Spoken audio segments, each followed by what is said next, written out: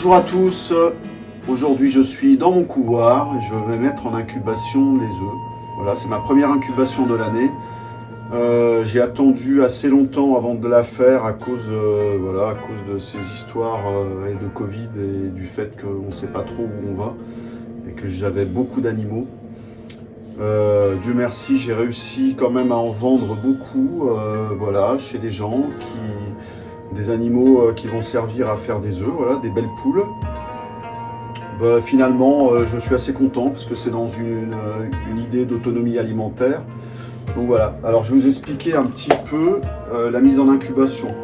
Donc je vous montrerai après mon incubateur, qui est un gros incubateur, mais à la maison vous pouvez très bien faire ça avec un petit incubateur, hein. Il y en a à partir de 10 ou 12 œufs, voilà, jusqu'à moi le mien, il fait 700 œufs. Donc il est un petit peu grand. Alors la première chose à faire, c'est récolter des œufs sur environ 10 jours. On peut aller jusqu'à 16 jours maximum. Alors essayez de récolter des œufs quand même propres, hein, de façon à les mettre en incubateur sans souillure, sans trop de souillure dessus. Si jamais il y en a, vous les grattez avec de la paille de fer. Avec une paille de fer, hop là, vous les grattez un peu et puis vous enlevez un petit peu ce qui peut être sale. C'est de la terre, hein, souvent, parce que les poules sont quand même très très propres. Donc voilà, donc moi j'ai des grands plateaux là comme ça fait 100 œufs à peu près. Alors, lorsque vous gardez vos œufs, il faut absolument les garder la pointe vers le bas, voilà, comme ça, et le côté bombé vers le haut. Pourquoi? C'est très simple à comprendre, c'est parce que la chambre à air est en haut. Vous savez, la chambre à air, c'est ce qui sert au petit poussin lorsqu'il va faire le trou dans la coquille. Il perd sa chambre à air, il respire un grand coup, il remplit ses petits poumons avec de l'air, ce qui lui donne énormément de force. Et grâce à cette force, il va pouvoir faire son trou dans la coquille. Voilà, parce que vous imaginez bien que pour un petit être comme ça, de sortir d'un œuf, c'est quelque chose de assez difficile, c'est très très éprouvant. Donc voilà, donc les œufs, on va essayer de les retourner une fois chaque jour, hein. Donc quand je dis de les retourner, c'est-à-dire que vous allez essayer de les incliner, tac, comme ça. C'est simplement pour éviter que le jaune n'adhère à la membrane de la coquille ou de la chambre à air. Alors, ensuite c'est très simple, hein. On dispose bien délicatement, comme ça, nos œufs. Donc là c'est des la flèche, hein. Moi je les trie, hein. Ils sont tous triés par race. Alors j'ai beaucoup de la flèche parce qu'on a beaucoup de poules. J'ai environ une cinquantaine de poules la flèche qui sont en reproduction. Il y a 50 poules et 6 coques. Voilà. On fait attention, on ne les choque pas. Si jamais vous remarquez qu'il y en a un qui a une mauvaise forme, vous l'enlevez. Voilà, et puis vous le mangez. Il faut éviter de mettre des œufs avec des mauvaises formes ou de couleurs différentes que ce qui est préconisé. Tiens, celui-là, il a un trou. Donc celui-là, je vais le mettre de côté et on le mangera. Ouais, donc je vous disais, il faut bien garder les œufs qui sont en rapport avec la race. C'est-à-dire que la sélection, elle démarre déjà là, au moment où je vais mettre ces œufs dans mon incubateur. C'est-à-dire que une la flèche qui me ferait un œuf qui ressemblerait à ça, évidemment, je vais être obligé de l'écarter. Parce que la flèche fait des œufs blancs. Et comme beaucoup de nos races françaises, hein, d'ailleurs. Donc là, on va faire ça. On va bien les ranger. Ensuite, on les mettra à l'intérieur de l'incubateur, un par un. Vous voyez, là, il en tient 100. Là, sur un plateau comme ça, je peux en mettre 100. Alors oui, bon, vous là, ça vous paraît être énorme, mais non. C'est un incubateur qui est moyennement gros, hein, parce qu'en industrie, ils ont des incubateurs, c'est carrément une pièce, hein. C'est-à-dire que vous rentrez dedans, hein, ça peut incuber des milliers d'œufs. Donc je pense que vous savez que l'incubation sur une poule dure 21 jours. Voilà. Sur une dinde, c'est 28 jours.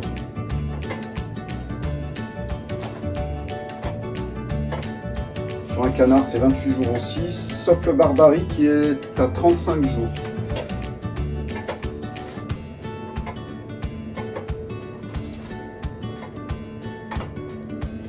Et l'oie, elle est à 30 jours.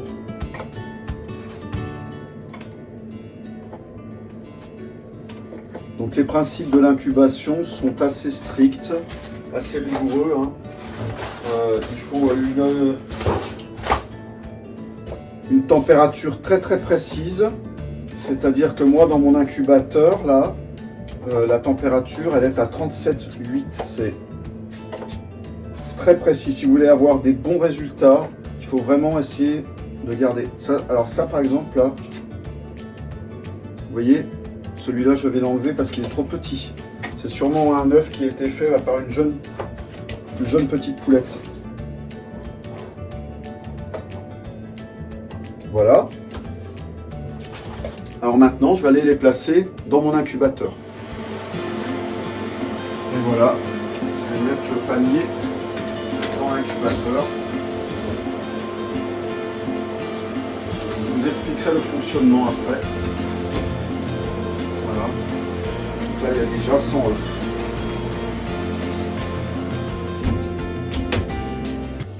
La deuxième plaque.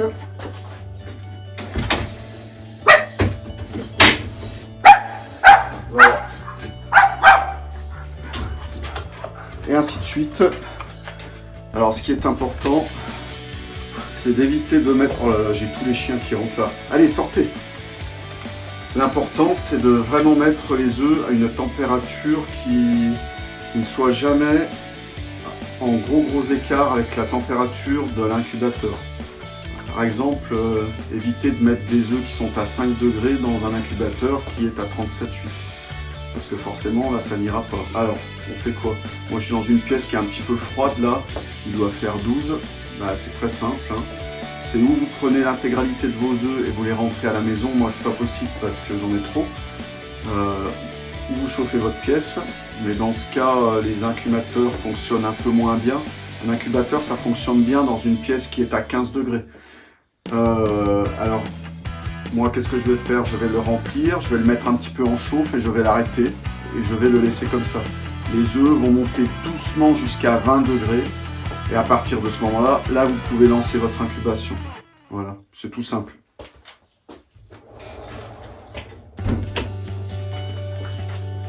Et voilà la troisième plaque. Ainsi de suite, jusqu'à la fin. Alors, on essaye de faire attention, d'éviter de les choquer. Vous voyez, ils sont mis dans cette position parce que mon incubateur a un système de retournement.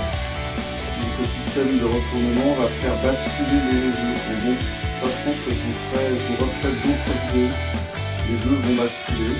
Donc moi j'ai programmé le système de retournement.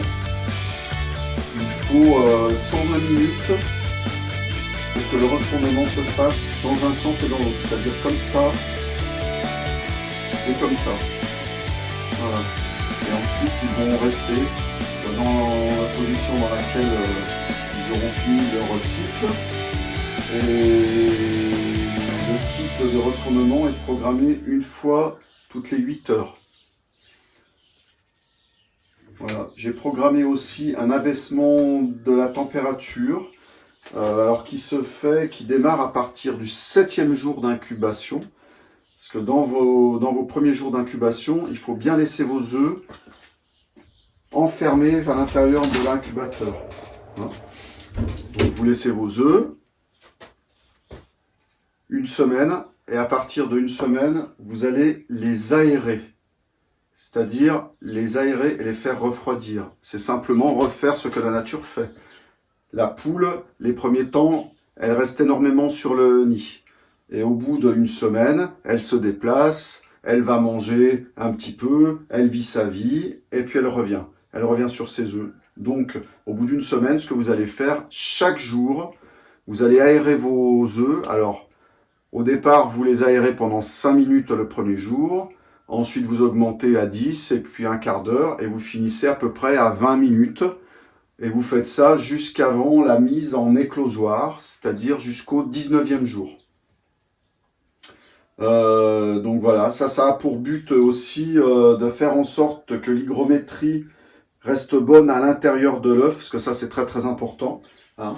Donc moi mon incubateur, il fonctionne très bien avec une hygrométrie en incubation qui est réglée à 52. Voilà. Donc c'est une hygrométrie qui est assez moyenne, hein. Je veux dire, si vous êtes dans une maison, bah, vous verrez que dans une maison, l'hygrométrie est toujours un petit peu plus haute, hein. On est souvent à 60-70, hein, sans que ce soit trop humide. Et puis ensuite, à partir du 19e jour, donc moi j'ai un éclosoir qui est là, donc lorsque je les passe à l'intérieur de l'éclosoir, là par contre, je vais augmenter mon hygrométrie jusqu'à 90%. Voilà, à 90%. Ça sert à faire en sorte que l'oxygène soit chargé en eau de façon à ce que le petit poussin, lorsqu'il respire, qu'il ait vraiment énormément de force. Ça va aussi avoir l'effet de ramollir un petit peu la coquille de l'œuf et ça les aide énormément à pouvoir bien sortir de l'œuf. Parce que vous imaginez bien que si ils étaient dans un environnement ultra sec, et ça ne fonctionnerait pas.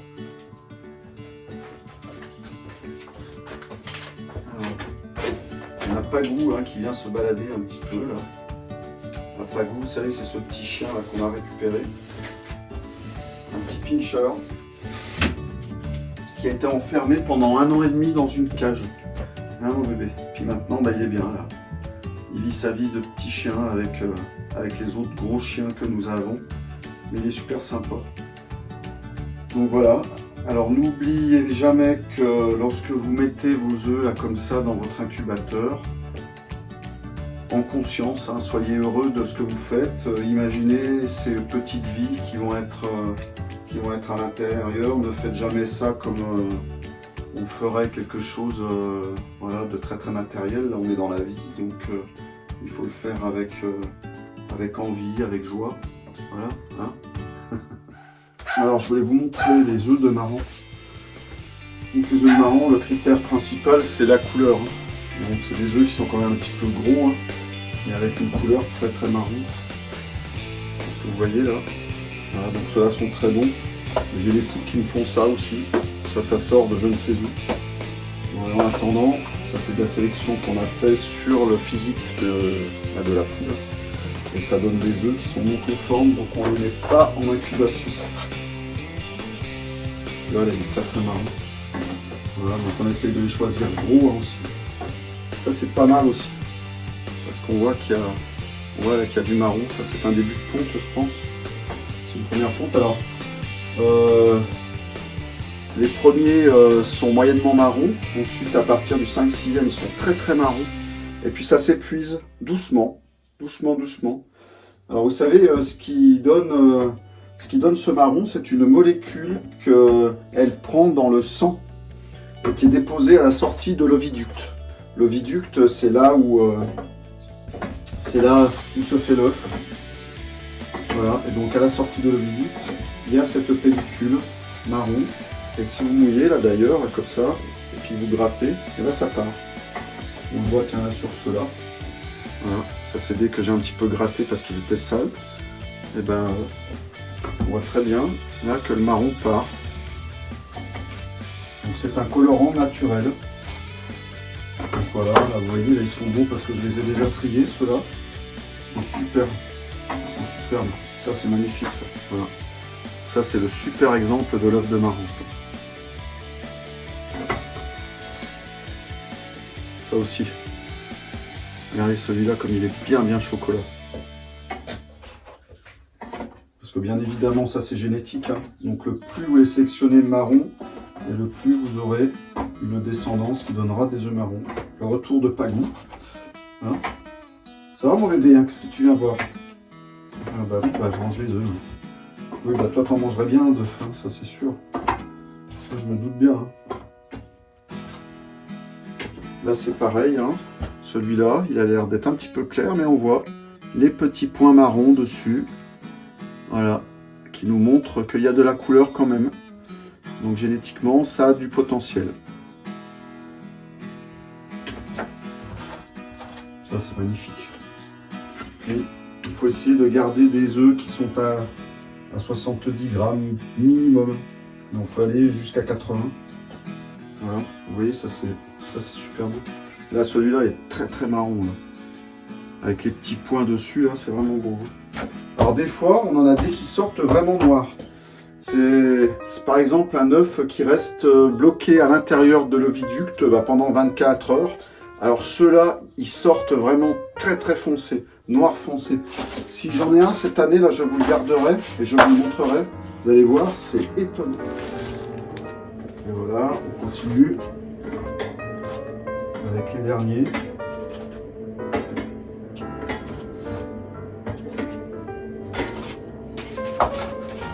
Et après, je vais terminer avec quelques œufs de dinde, parce que j'ai les dindes qui commencent à fondre.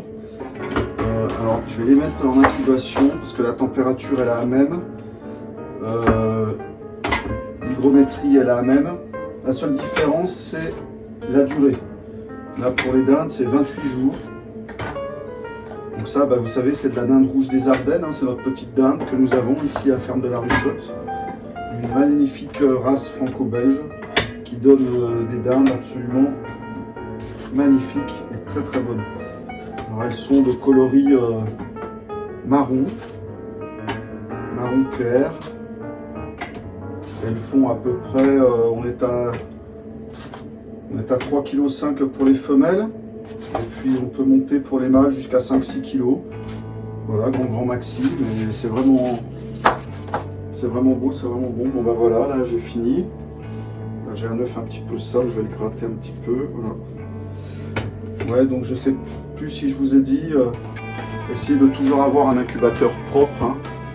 Je ne dis pas qu'il faut le désinfecter sans arrêt, mais essayez quand même de travailler avec du matériel propre, hein, que vous lavez. Avec un petit peu de savon, avec du savon noir. Vous le lavez bien entre vos incubations, vous le laissez bien sécher au soleil, parce que bon, le soleil, hein, c'est le meilleur, c'est le meilleur des désinfectants. Hein. Et puis ensuite, vous pouvez recommencer.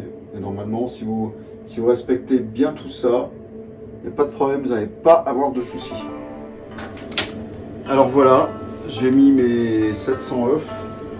Bon, j'en ai un petit peu moins, il y a cette plaque. Et il y en a une qui est à peine pleine. Il doit en avoir à peu près 650. Donc c'est parti pour 19 jours dans cet incubateur.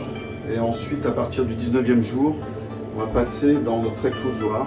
Je vous montrerai ça à ce moment-là. Donc bien évidemment, j'ai rempli les bacs d'eau. J'ai une petite réserve d'eau là.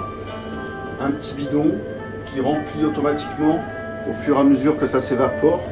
Moi j'aime bien mettre mes évaporateurs à fond, ouverts à fond. Alors ça consomme un petit peu plus d'eau, mais il y a une bonne aération dedans. C'est-à-dire qu'il y a un bon renouvellement d'air. On le sent là d'ailleurs. Bon, c'est un fonctionnement qui est assez simple. Hein.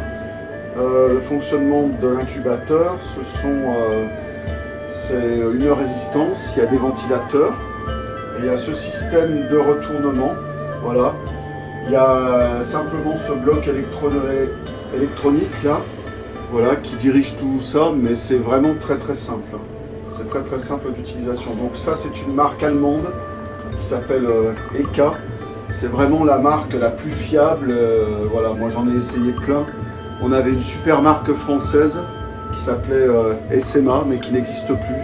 Ils ont fait faillite. Bon voilà, parce qu'ils faisaient de la couveuse de 150 œufs, 200 œufs. Et là maintenant, on est obligé de faire avec ce matériel allemand.